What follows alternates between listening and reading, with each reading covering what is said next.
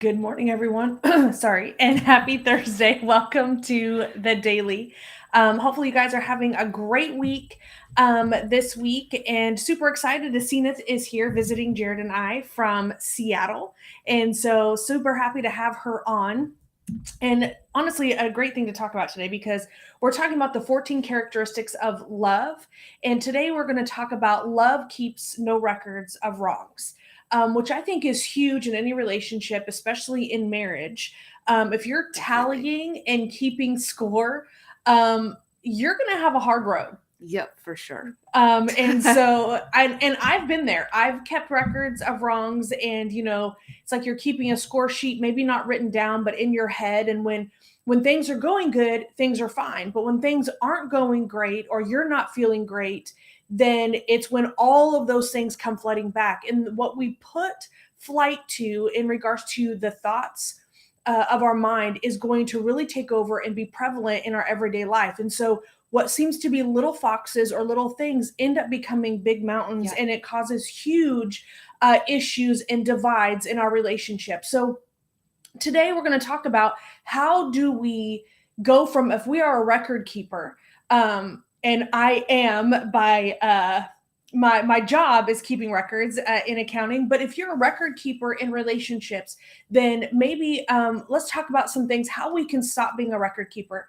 Asina, I'm going to defer to you for the next few minutes in regards to how do you stop keeping score, or how do you not bring up the past or allow those things to come flooding back if you and Corey get into it, or if maybe some of your friends and Yeah. family. And I'll admit I am really bad at that. For the first probably 10 years we were married. We'll say more than that. I was the person in the argument that'd be like, you always, and I'd bring up stuff from like years ago. Even if he hadn't done that thing in a long time. And I had list of stuff.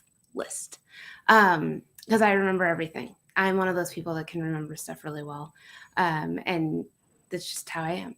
And so he pointed out one time that how unfair that was that I did that, and it wasn't fair to him.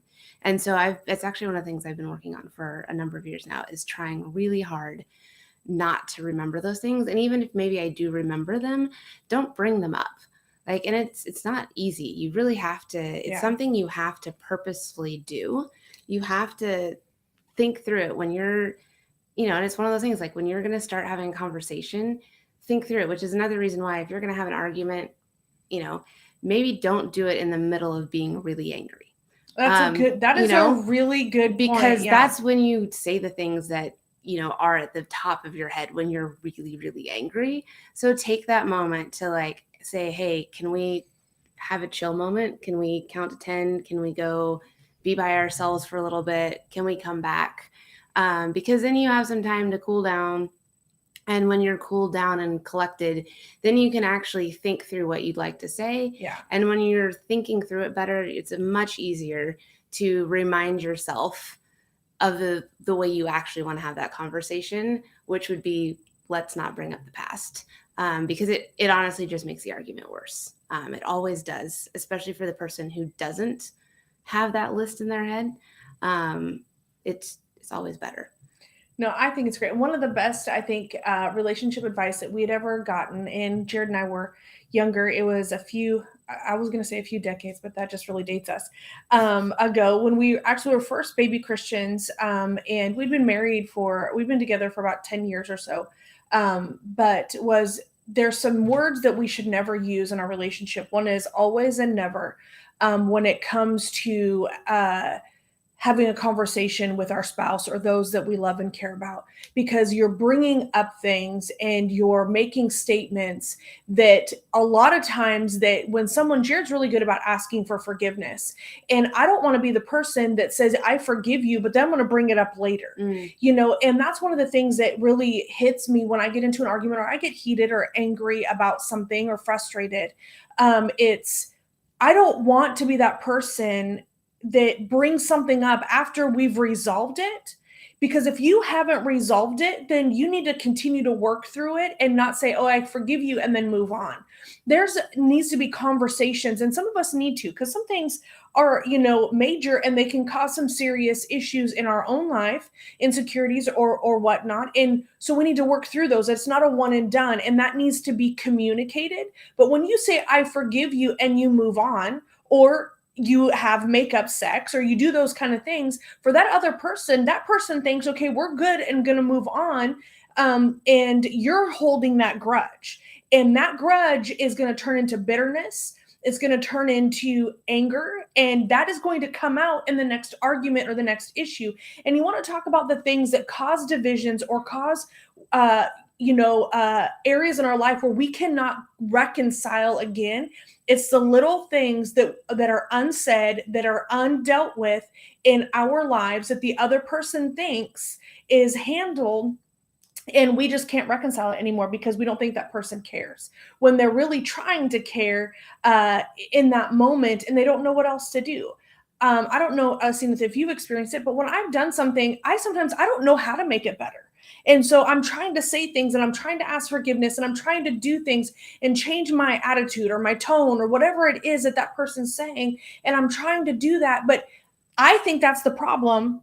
And that's not really the problem. Well, and I think along with that is the one where this keeping records of wrongs and the people trying to make up is a lot of times, you're the person that will let the little things go because you're like, well, I don't want to create a big deal out of it, but you keep that list going, and the other person doesn't even know. They don't even know there's a list. They don't even know there's a list going. Right. They don't even know that you're mad at them half the time.